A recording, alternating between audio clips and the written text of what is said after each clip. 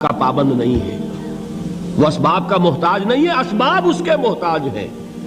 اگر یہ یقین ہے تو اللہ پر ایمان ہے، یہ نہیں ہے تو تمہارا ایمان اسباب پر ہے، وسائل پر ہے، ذرائع پر ہے، مادیات پر ہے، اللہ پر نہیں۔ اس وقت کہاں راستہ تھا؟ کوئی راستہ تھا؟ سمندر ہے اور ادھر سے لشکر آ گیا ہے۔ کلا ان معی ربی سیہدین۔ اب دیکھیے ایمان کہہ دینا آسان ہے، ہوا معکم اینما کنتم، جہاں کہیں بھی تم ہوتے ہو اللہ تمہارے ساتھ ہوتا ہے، لیکن اس کا یقین قائم ہو جائے تو زمین و آسمان کا فرق واقع ہو جائے۔ یہی بات ہوئی حضور کے ساتھ۔ غار ہے، چھپے ہوئے ہیں محمد الرسول اللہ اور آپ کے وہ یار غار ابو بکر صدیق رضی اللہ تعالی عنہ۔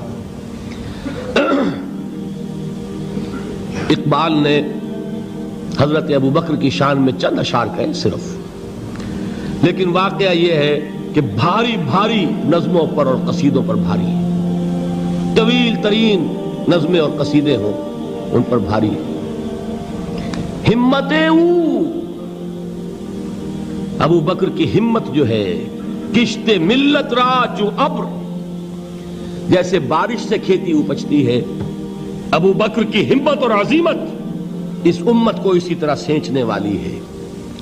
ثانیے اسلام و غار و بدر و قبر، وہ دوسرے تھے اسلام میں، دوسرے پہلے کون تھے؟ انا اول المومنین، حضور فرماتے ہیں سب سے پہلا ایمان لانے والا میں، دوسرے ابو بکر۔ ویسے ہمارے ہاں یہ چلتا ہے اختلاف، حضرت علی پہلے ہیں کہ حضرت ابو بکر پہلے ہیں، لیکن اس میں بڑی خوبصورت تطبیق قائم کی ہے علماء نے اور بہت صحیح ہے۔ چار کے بارے میں فیصلہ ہی مت کرو کہ کون پہلے ہے، ان کی ایک عجیب تقسیم کر دی ہے۔ آزاد مردوں میں، بالغ مردوں میں سب سے پہلے ابو بکر، بچوں میں سب سے پہلے علی، خواتین میں سب سے پہلے خدیجہ، اور غلاموں میں سب سے پہلے زید ابن حارثہ۔ بڑی پیاری تقسیم ہے، یہ چاروں ہی پہلے ہیں، ہر ایک کے لیے اولیت ہے۔ اور واقعہ یہ ہے کہ اگر زمانی اعتبار سے تعین ہوگا تو پہلے خدیجۃ الکبریٰ آئیں گی رضی اللہ تعالی عنہ۔ کسی اور سے بات کرنے کی نوبت بعد میں آ سکتی ہے، پہلے تو اہلیہ محترمہ سے بات ہوئی، آتے ہی پہلی وحی ہوئی ہے، ابھی تبلیغ کا حکم نہیں تھا۔ کس کو بتایا واقعہ؟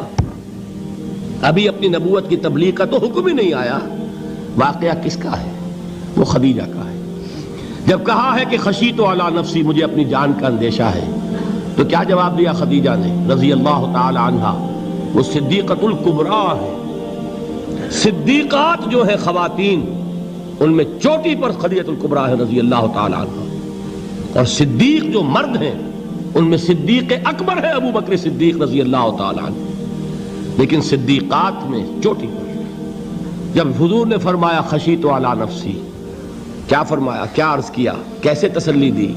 نہیں، اللہ آپ کو ضائع نہیں کرے گا، آپ غریبوں کے ہمدرد ہیں، آپ مساکین کے تکالیف رفع کرنے والے ہیں، آپ بیواؤں کی سرپرستی کرتے ہیں، آپ مسافروں کی خدمت کرتے ہیں، اللہ آپ کو ضائع نہیں کرے گا۔ یہ یقین ہے اس خاتون کے اندر۔ خیر وہ ایک علیحدہ بات ہو جائے گی۔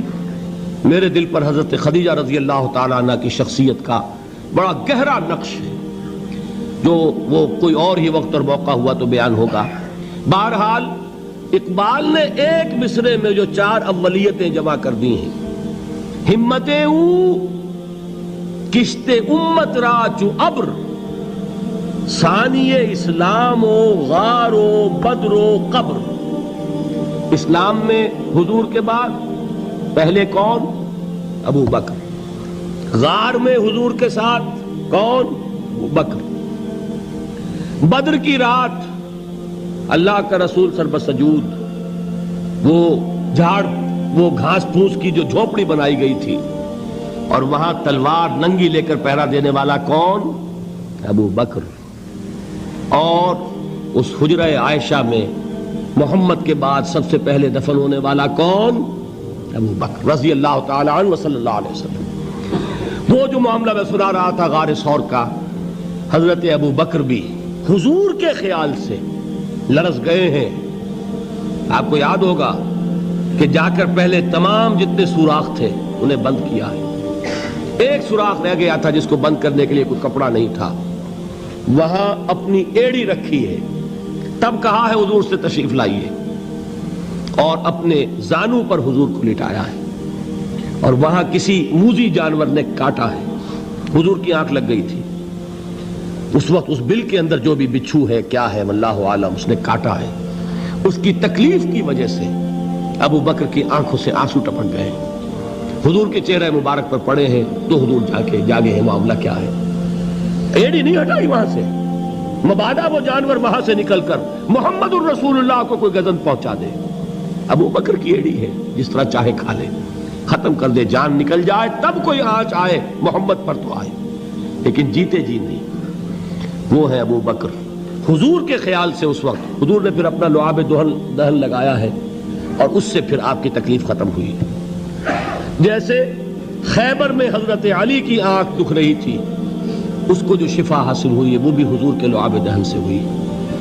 تو بہرحال اس وقت انہوں نے کہا ہے کہ اے نبی یا رسول اللہ، اگر اس وقت ان میں سے کسی نے غیر ارادی طور پر بھی اپنے قدموں کی طرف جھانک لیا تو پکڑے جائیں گے۔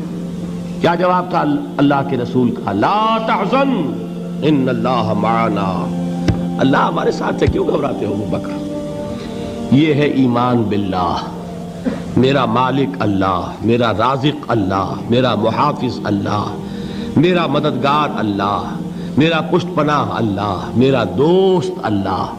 یہ دوستی ہے اللہ کی جو لب لباب ہے، حاصل ہے ایمان کا، اسی کا نام ولایت ہے۔ اولیاء اللہ کے سروں پر سینگ نہیں ہوتے، جس کے دل میں ایمان راسخ ہو چکا ہو وہی اللہ کا ولی ہے، جسے اللہ پر یقین ہو چکا ہے وہی اللہ کا ولی ہے، جسے یقین ہے اللہ میرے ساتھ ہے، میرا مددگار، میرا پشت پناہ، میرا ساتھی، میرا دوست، میرا محبوب، میرا محب۔ اللہ اہل ایمان سے محبت کرتا ہے، واللہ یحب الصادقین، ان اللہ یحب الذین یقاتلون فی سبیلہ صفا کانہم بنیان مرصوص۔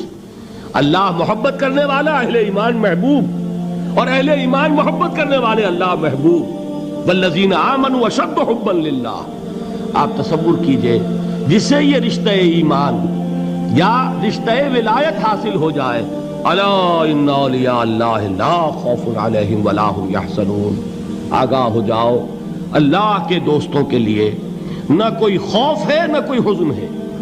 اور میں بیان کر چکا تھا، خوف اور حزن کے خاتمے ہی کا نام امن ہے۔ زوال خوف، زوال حزن، یہ خوف اور حزن کیوں آتے ہیں بار بار؟ اللہ تخافوا ولا تحزنوا، دونوں آ گئے، الا ان اولیاء اللہ لا خوف علیہم ولا هم یحزنون، پھر وہی دو۔ وہ کیوں ہے؟ خوف ہوتا ہے کسی مستقبل کی بات کا، یہ نہ ہو جائے، وہ نہ ہو جائے، یہ نقصان نہ پہنچ جائے، یہ تکلیف نہ ہو، یہ غضب نہ آ جائے، خوف ہے مستقبل سے۔